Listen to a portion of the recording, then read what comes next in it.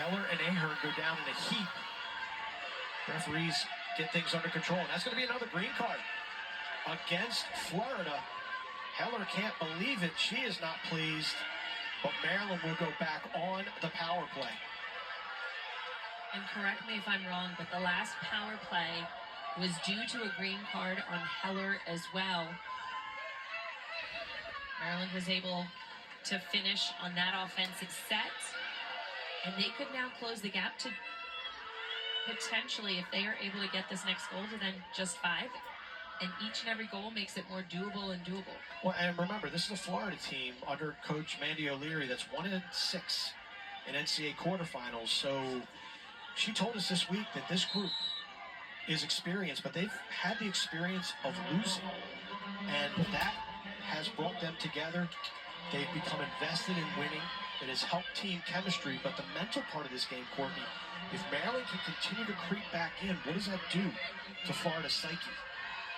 Right, and they have tradition on their side. They know what it takes. 12 of the last 14 years, they've made it to championship weekend. That says a lot. They don't give up easy. Maryland working the power play.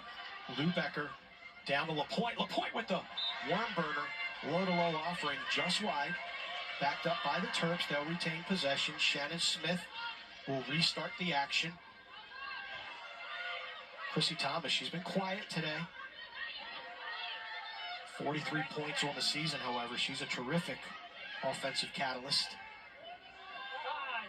4, 3, 2. Counting time winding down, about to become even strength, and they are now. LaPointe wheels it out. 25 seconds to shoot for the Terps. Plenty of time. Thomas, such a gifted feeder, finds LaPointe, who whistles it over the crossbar. 15 seconds and counting for Maryland to operate with. Clevenger surveying the Gators defense inside. LaPointe whiffs on it. And there's Florida with a tough ground ball. Out of the defensive end come the Gators. It's Sarah Falk with a head of steam. And that was a good offensive sequence for Maryland, but unfortunately they come away empty-handed. And we saw a different look defensively for Florida, so changing things up, they elected to stay within their zone. Once they had even numbers, again, just creating confusion, because those last few goals for Maryland have been quick feeds inside, isolation looks, so they were electing to go into their zone, make it a little bit more difficult for Maryland, who started to gain momentum in that second quarter and continued into the third. So making a change on the defensive end, I like to see that from Florida. I think it was a very smart call by assistant coach Reggie Thorpe.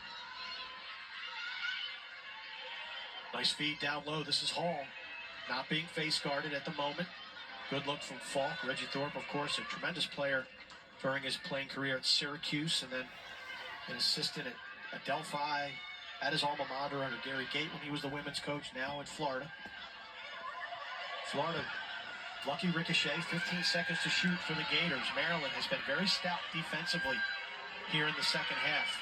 Nice feed inside, whirling Dervish. Pavanelli denied. Rebound. Yes! And there's going to be no goal. Oh no! What?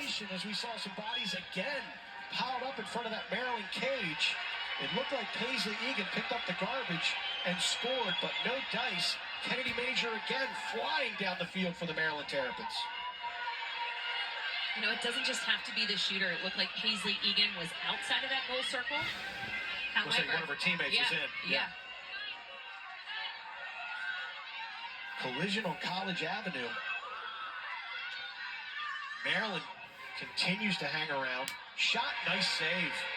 Good shot by Clevenger, but how about Fennell, the athleticism to get low, and then the soft hands to not give up the rebound. Beautiful save from 33 in blue. She's just calm, cool, and collected in cage. Just scoops the ball up, ready to push transition, which is what Florida's known for. Pushing that fast break, using their athleticism to their advantage. Great clear by Caitlin Davies of the Gators to get it from defense to offense. Let's take a look. Beautiful overhead look that we have There's the goal, and there you can see that Florida player falling back into the goal crease. Is that what the officials had? It looks like it from the replay. It looks like she was pushed into the cage, but they don't have the capabilities that we do rewatching it. So Paisley Egan, her goal was great. But yes, the Florida player was inside, potentially pushed. Nevertheless, not a goal. Whistle stops play. Hall was about to unleash a lefty shot, but the referees will award her an 8-meter opportunity. You see her taking her time before she picks up this ball. As soon as she picks it up, referees are going to be ready to blow that whistle for her 8-meter free position. Maggie Hall, senior from Bel Air, sizing up another Bel Air native in Sterling, and Sterling denies her. What a save! But we have a push against Maryland. Emily Sterling, probably her best save so far in this one.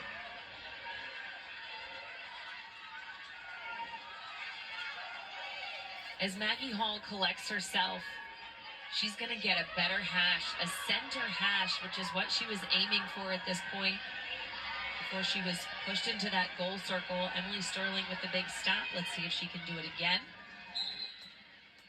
Hall steps in, and this time finds pay dirt. It's good, and yes, goal. The initial shot by Maggie Hall was denied by Emily Sterling, but then she was illegally put into the goal crease, according to the officials. Let's take a look. Again, that shoulder protection. You know, this is one of those tough ones. And watch Hall leave her feet. That's what I was about to say. It reminds me of men's, right? A dive. Right. Goal mouth. Which we don't have a goal mouth extra circle in the women's game. However, when she was in the air, she was pushed. But if she wasn't touched, she was going to land into it anyway. So I'm almost going to say that she felt the contact and then left her feet. We'd have to take another look at that. It looked like the pressure was applied, and then Hall launched herself. Almost using it?